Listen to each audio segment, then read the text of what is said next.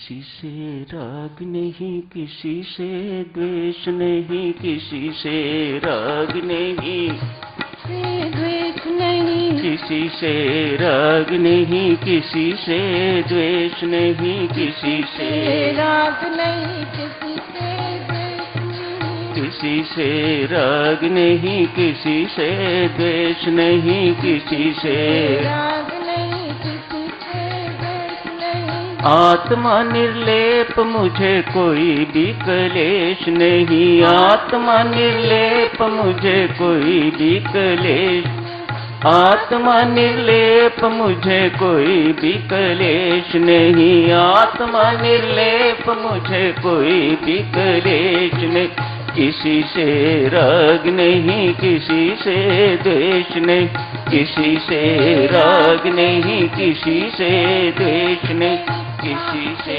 राग नहीं, किसी से द्वेष नहीं। आत्मा आनंद मुझे कोई भी क्लेश नहीं, आत्मा आनंद मुझे कोई भी क्लेश नहीं, आत्मा आनंद मुझे कोई भी क्लेश नहीं, आत्मा आनंद मुझे कोई भी क्लेश नहीं। किसी से राग नहीं, किसी से द्वेष नहीं, किसी से राग नहीं,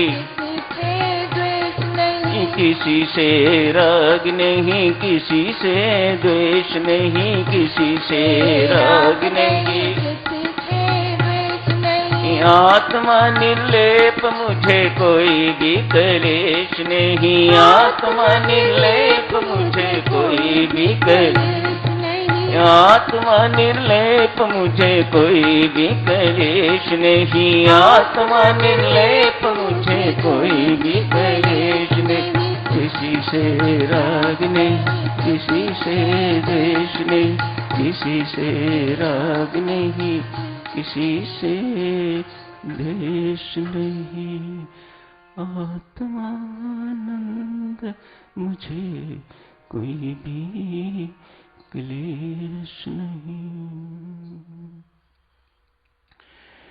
पूज्यपाद स्वामी जी महाराज ने आज याज्ञवल्क्य का आत्मदर्शन वर्णन किया है।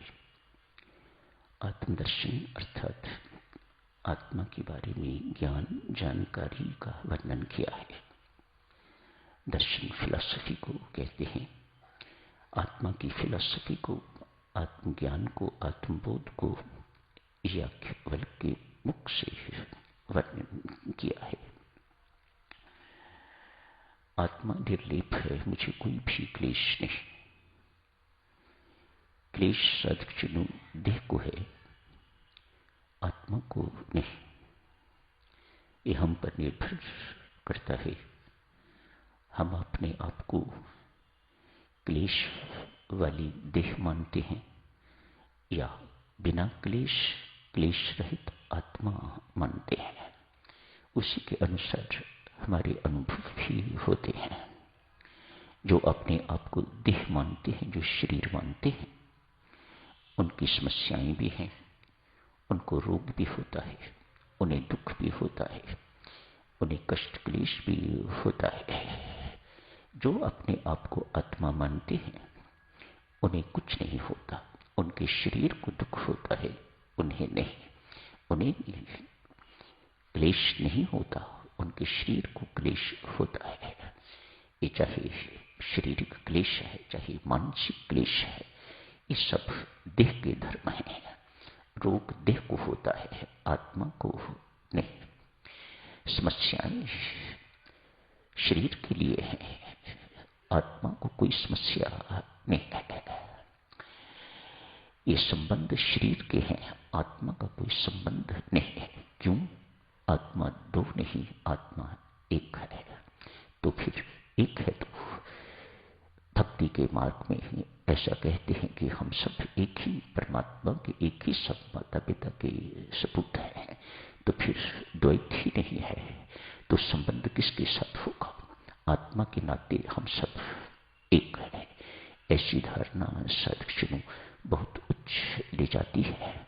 वास्तविक जो हुई, सत्य जो हुई, यदि व्यक्ति अपने आत्मा में स्थित हो जाता है उसे आत्मबोध हो जाता है, तो फिर साधकजनों लंबी लंबी लाइनें लगाने की जरूरत नहीं पड़ती। ये उन्हीं को जरूरत पड़ती है जिनको कोई देह का रोग है, कोई देह संबंधी समस्या है, कोई देह की प्रॉब्लम है, मानो वे अभी देह भाव पे ही स्थित है।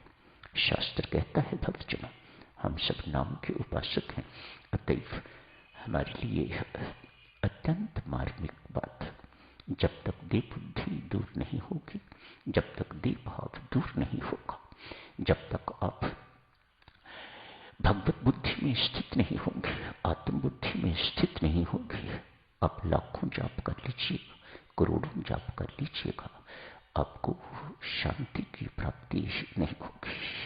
शांति इस जानकारी में है, शांति इस बुद्धि में है, न ही आत्म बुद्धि में है। बहुत सुंदर सुंदर बातें हैं साधक। आज चर्चा शुरू कर लेते हैं, जारी रखेंगे कल परसों।